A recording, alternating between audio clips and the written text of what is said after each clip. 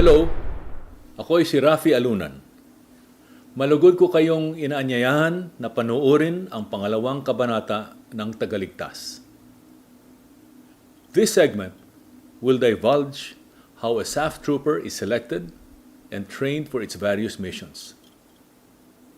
Earning the SAF beret has biblical connotations in that many answer the call, but few are chosen. Indeed, the selection and training is so rigorous that only the best of the best survive the course because a SAF trooper must be a clear-headed and tireless, multi-role, all-weather, and all-terrain warrior. You have to be very strong. You have to have the right attitude. I pretty much have my mindset. I'm going to join this unit. In fact, I was already puking my guts out. We push everybody to the limit. Ang nakasulat lang sa placard, there's nothing in this course but pain.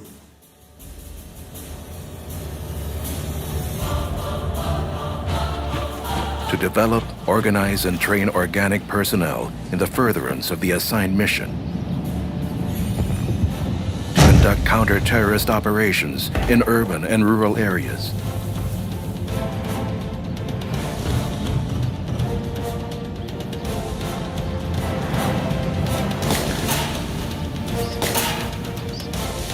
Commando type, unconventional warfare against lawless elements with minimal direction and control. And search and rescue operations during calamities and catastrophes.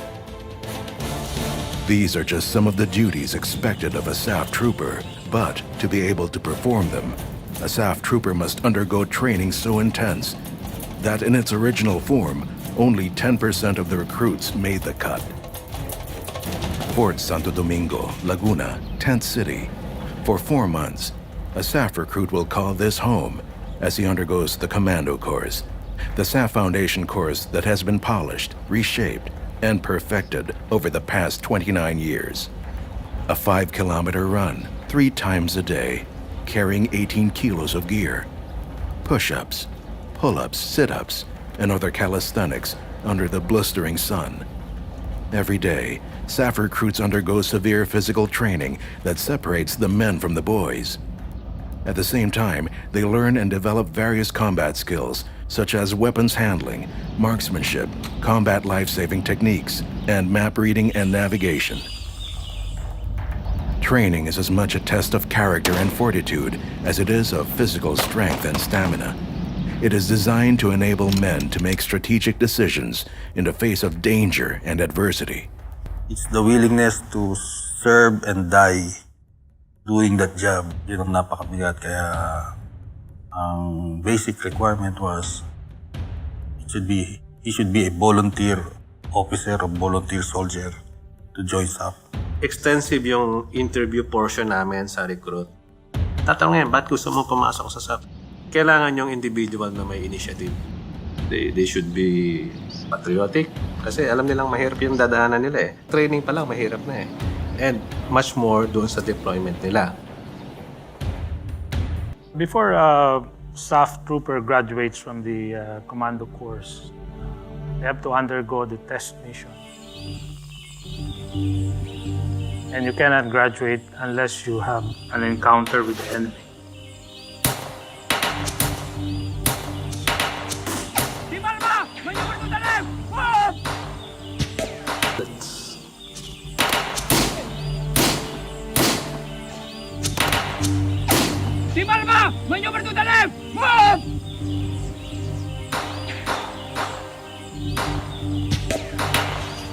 Yung motto kasi ng SAF, the more you sweat in training, the less you bleed in battle.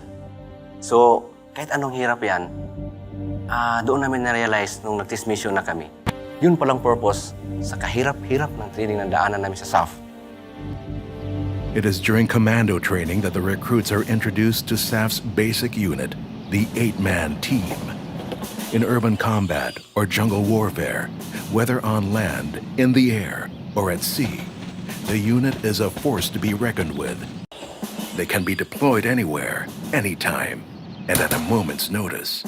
Start on the 8-man team as the smallest component of the SAF unit. They can be further broken down into two firing teams of equal number of men. That's 4 to 4. The 8-man can handle as much as 40 to 80 people at any one time. They should be prepared to be at least 3 hours to 4 hours of fighting before they can even be reinforced. So it's training, it's equipment, it's discipline. The emphasis on being a small but lethal unit reinforces the bond between team members, and everyone, even the commanding officers, feels this strong stress on brotherhood. Tapos nakadepend siya sa isa't isa. Ako, nakadepend ako sa kanila. Sila nakadepend sa akin. Kumbaga sa parang yung buhay ko, konektado sa buhay nila, yung buhay nila konektado sa akin. The much coveted black beret shows that its wearer has gone through the extremely difficult SAF basic training course. The beret is worn only after the recruit has faced the enemy in the field of combat. Pinaghirapan namin to. Pawis, dugo, lahat. Andito na. Pag nabigyan ka ng beret, parang sabi nga nila parang wala kang kamatayan eh. Ito kasi yung pride ng kahit sinong SAF. Ito, black beret na to. So, hindi mo may susuot to kung hindi ka graduate ng SAF Ranger. Siya yung pinakamahirap na training, even sa ibang units sa armed forces. On the beret is the SAF insignia, symbolizing the different courses that transform an average law enforcer into a modern-day warrior. SAF's foundation course, the Commando course, is represented by the tabak, or jungle knife. The wings symbolize the airborne course. The crosshair represents the urban counter-revolutionary warfare course, and the water embodies the scuba course.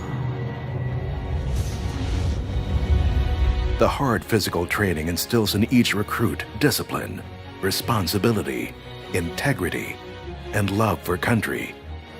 It is law enforcement on a whole new level.